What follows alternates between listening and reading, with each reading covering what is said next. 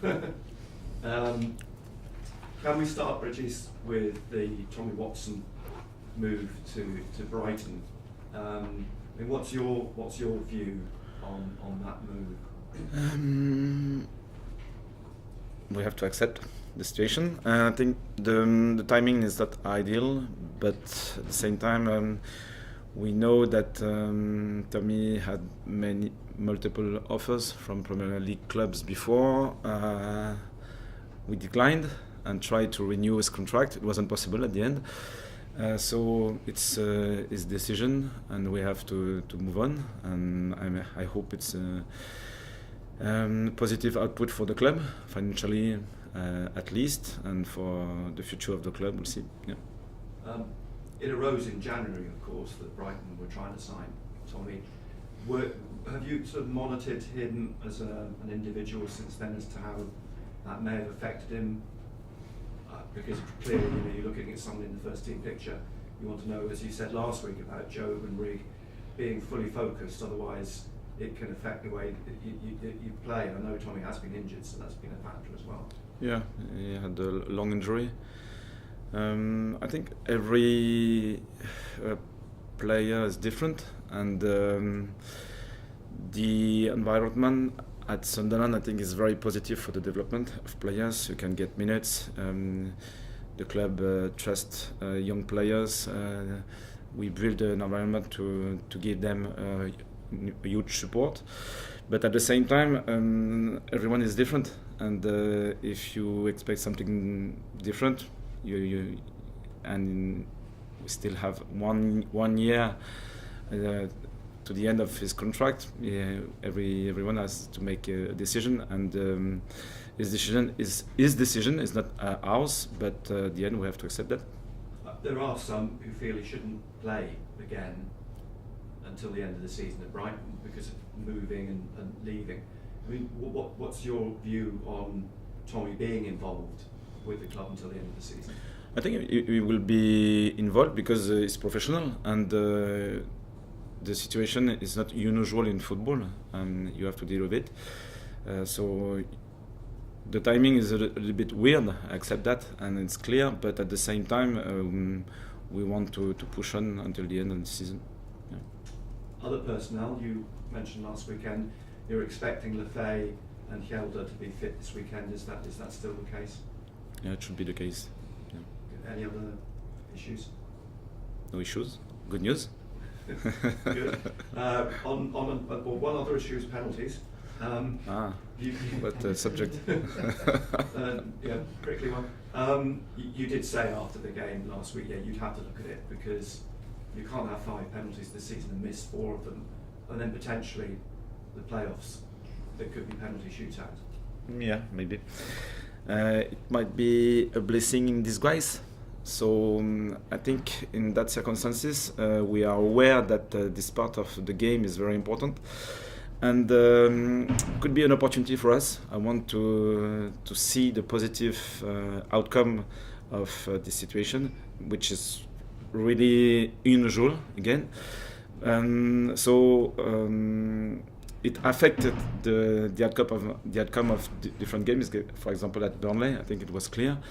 And but we are still in a good place with these playoffs at the end of the season. It's not done, but the dynamic is really positive, and we know that we have to improve this part of our game. So we started last week, and we spoke a lot with the players how we can manage this situation properly, and it will be a good topic during the training sessions. Has there been a discussion about who's going to take them? Because Wilson said that he was more than happy to still take penalties. Luke, from what we know of him, is actually a good penalty taker. So that was a bit of a surprise at the weekend. Romain obviously threw his hat in the ring at the weekend as well. Yes, emotional. It was emotional, and we need emotions. So I think it's positive, sometimes negative, but we have to deal with the situation, so it's not a problem. And at least they are involved and they want to score. And we still have an opponent. The goalkeeper can make saves, and for example, Trafford did well, and it was the case against Millwall as well. So we'll make a decision, and it will be clear for everyone. Yeah. Have you spoken to Romain? I mean, I know you're right. You want passion, you want emotion. Yeah. But I think it did affect him on the pitch. That argument with Dan, and then his reaction to it. Yeah, a little bit, but we have young players. They are really well connected. They want to score. They want to be an important part of the team.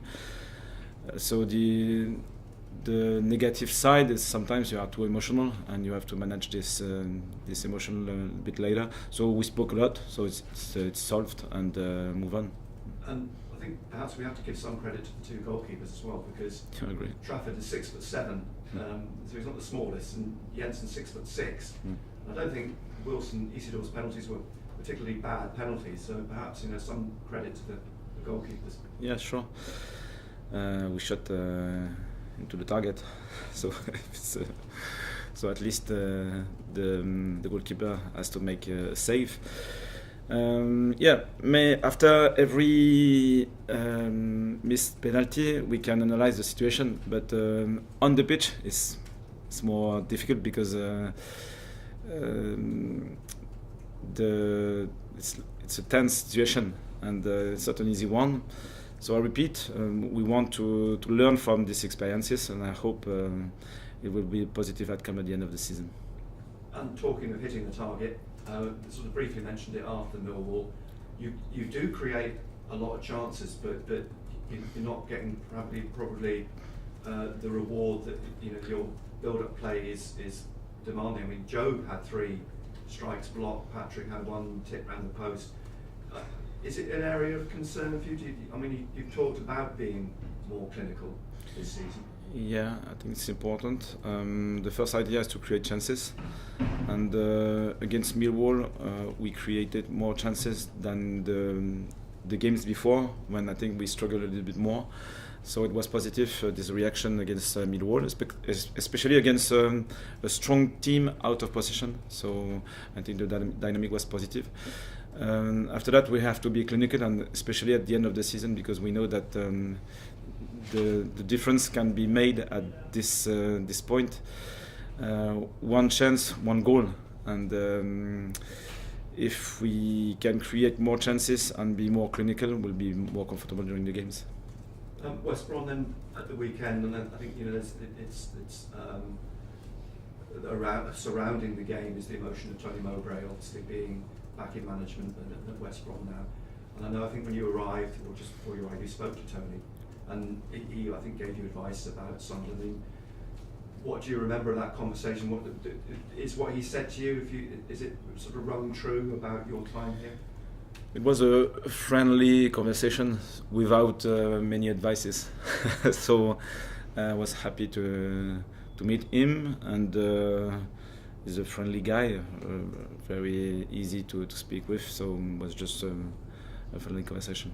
And West Brom, look, one of your rivals, that potentially you could be playing them again in the playoffs. Yeah, they are a good team, and good in possession, very well organized, with good players. I think we dominated the first leg without scoring, and this game will be different. It will be an away game. Maybe, yes, could be a fixture in playoffs. So still important to play this game with 100% of our best football, and we'll see the outcome. One player you may I'm sure you're familiar with. I don't know whether he's involved at the weekend because he's had a calf injury, but Josh Maja, is somethone you have seen playing in France? Yeah, he played the first game. He's still injured. We'll see. Yeah. Thank you. Régis, in terms of, you've got 6 games left, what is your target? I mean, can you overhaul Burnley, for instance? Everything is possible if we win games. So the main condition is to win, and win, and win, and win again. So for us, we are only focused on that topic, to build strong momentum through April. And I think the games against Millwall was very important for that purpose. We were probably a little bit tired before the international break, and the reaction was really positive. And now we'll have another opponent, another scenario, another tough challenge. So we want to learn from every experiences, and I hope we'll be better again during this game. As Nick was alluding to, obviously penalties could be key at the end of the season, most likely there will be in terms of the playoffs. Do you know if there's a penalty at the Hawthorns on Saturday, who will take your penalty kick and who will that be? It's a secret now.